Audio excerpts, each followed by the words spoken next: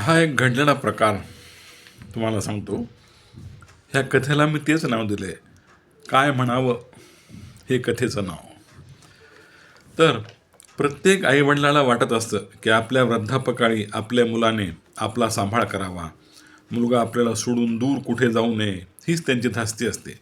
त्यासाठी ते काय करतील सांगता येत नाही.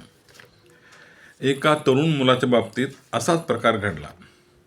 तो एका खाजगी कंपनीत नोकरीला होता तो तरुण मुलगा. त्या मुलाची आई वारली होती आणि वडील फक्त हयात होते.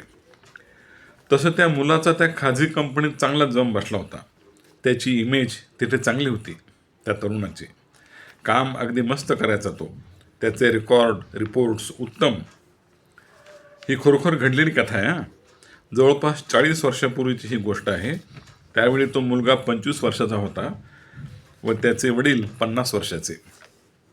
असो, ही खाजगी नोकरी करता करता इकडे तो मुलगा इतर गव्हर्नमेंट डिपार्टमेंटच्या परीक्षा देखील देत होता.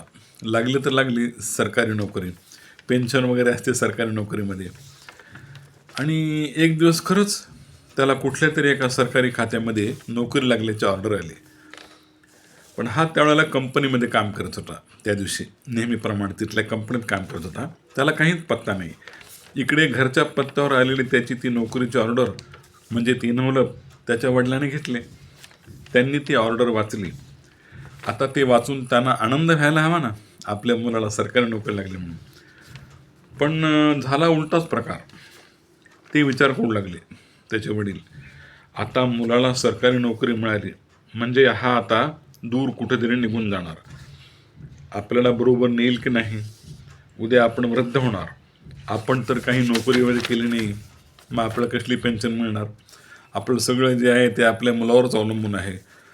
उद्या याचं लग्न होईल मुलाचं, मग तो त्याच्या बायकोला घेऊन फिरत राहणार, आपल्याला विचारेल का, दोघे मिळून आपला सांभाळ करतील का, नाही नाही, ते आपल्याला इथेच ठेवतील आणि निघून जातील, मग आपलं कसं. असे विचित्र विचार त्या बापाच्या मनात येऊ लागले.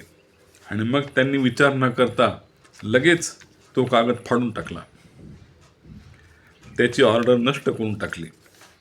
इकडे मुलाला काहीच पत्ता नाही. त्यानं आपलं काही दिवस आशा ठेवली होती आपली ऑर्डर येईल म्हणून, पण त्याला बिचारायला वाटले की आपले सिलेक्शन झालेच नाही म्हणून ऑर्डर आली नाही. मग तो ते विसरून गेला. पण गंमत बघा, त्या बापाला काहीच वाटले नाही. आपल्या मुलाचे आपण स्वतःच नुकसान केले याबद्दल त्यांना काहीच वाटेना.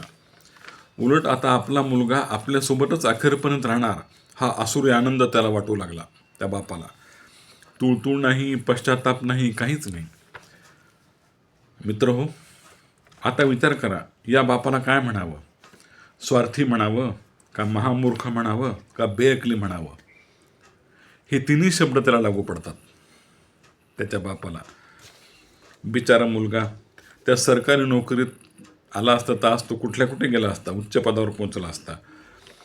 पण त्याला माहीत नाही की आपल्या बापानेच आपल्याला म्हणजे असं वागला, हे त्याला काय माहीत. खरंच असा बाप किंवा अशी आई कुणा संततीच्या नशिबी येऊ नये, एवढंच म्हणावं. दुसरं काय म्हणावं.